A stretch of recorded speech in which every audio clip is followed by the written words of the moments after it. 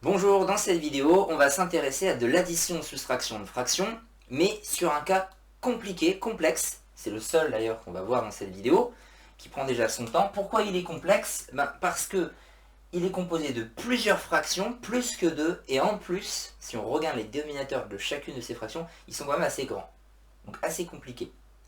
Alors, on se rappelle, quand on a des fractions de dénominateurs différents, et qu'il faut donc transformer, si ce sont des petits nombres, mais que l'un n'est pas dans la table de l'autre, il faut transformer les deux fractions, par exemple quand on a 5 et quand on a 3. Et là, on peut multiplier l'un par l'autre, ça fonctionne très bien. Là où on a 5, on va faire x3, là où on a 3, on va faire x5. Mais ici, on ne peut absolument pas envisager de faire cette méthode qui fonctionne, mais qui fonctionne quand les nombres sont petits et quand il n'y a que deux fractions. Il ne faut surtout pas faire ça. Comment on va faire?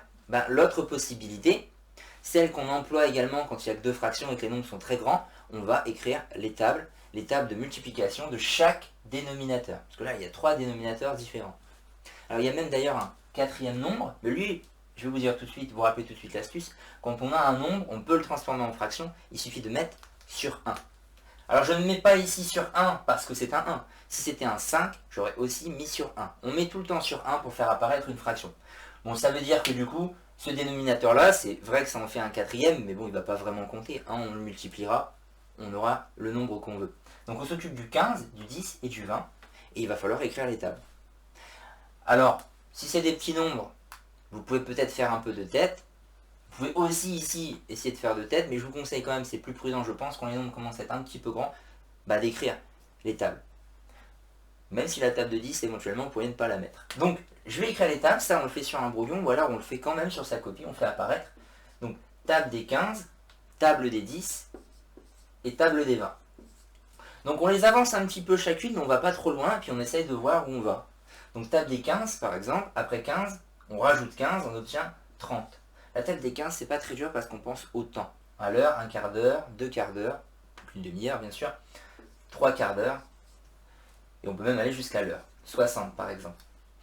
Bon, 10, c'est facile. 10, 30, 40. Vous remarquez un truc? Je fais bien en sorte de garder à chaque fois une ligne. Enfin, d'aligner en fait, je veux dire. Comme ça, je sais qu'ici, c'est la deuxième ligne, c'est en faisant x2. Ici, c'est en faisant x3, qu'on obtient 45, qu'on obtient 30, etc. Je vais continuer un petit peu celle-là. 20, après 20, en rajoutant 20, c'est 40. Et après, on obtient 60. Il faut être observateur, il faut toujours regarder ces nombres. Vous pouvez vous rendre compte que j'ai 60 ici et que j'ai 60 là. Avant, j'avais aucun nombre qui se rencontrait. J'ai eu un 30, c'est vrai, mais ici, il n'y a pas de 30. J'ai eu un 20, mais ici, il n'y a pas de 20. Voilà. Donc là, j'arrive à un 60, là, il y a un 60, mais là, je n'ai pas encore un 60. Oui, mais en partant de 10, on peut l'avoir. Après 50, on aura 60. Donc c'est lui.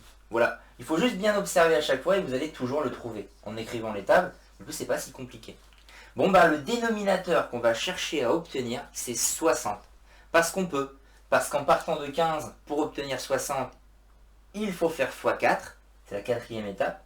En partant de 10, il faut faire x6. Et c'est donc possible d'obtenir 60. Et en partant de 20, il faut faire x3. Voilà. Ça, c'était presque le plus difficile. Ça, et avoir conscience qu'il faut le faire. Une fois qu'on en a conscience, il n'y a plus qu'à. Celle-ci, je vais la transformer. Donc, je veux obtenir 60. En partant de 1, on va faire x 60. Celle d'à côté, moins 3 sur 15. Pareil, je vais devoir transformer. En partant de 15, pour avoir 60, je vais faire x 4 cette fois. Puis, j'aurai écrit le reste, moins, parenthèse, 4 sur 10, je vais également la transformer, mais cette fois 10 pour avoir 60. C'est la sixième ligne, c'est en faisant x6. En bas, donc je le fais en haut. Et enfin, moins 6 sur 20 pour avoir 60. C'est la troisième ligne. Je dois faire x3. Si vous voulez encore un peu plus de repères, parce que c'est pas ça où vous êtes le plus à l'aise, vous pouvez l'écrire là par exemple. Que là, c'était en faisant x3, histoire de s'en rappeler. Que là, c'était en faisant x6. Et que là, c'était en faisant x4. Et après, à vous de les mettre évidemment au bon endroit. Donc, x3 en haut et en bas. Et après, on va retrouver ce qui est finalement assez classique, même s'il y a 4 nombres. Il va peut-être juste faire attention sur les règles de calcul qu'on va un petit peu quand même se rappeler. Là, je transforme tout, 60 sur 60. moins 3 fois 4 qui fait 12, sur 60, bien sûr, tout va faire 60, ça on en est sûr. Il faut déjà le mettre. 4 fois 6, 24. Et enfin, moins 6 fois 3, moins 18 sur 60.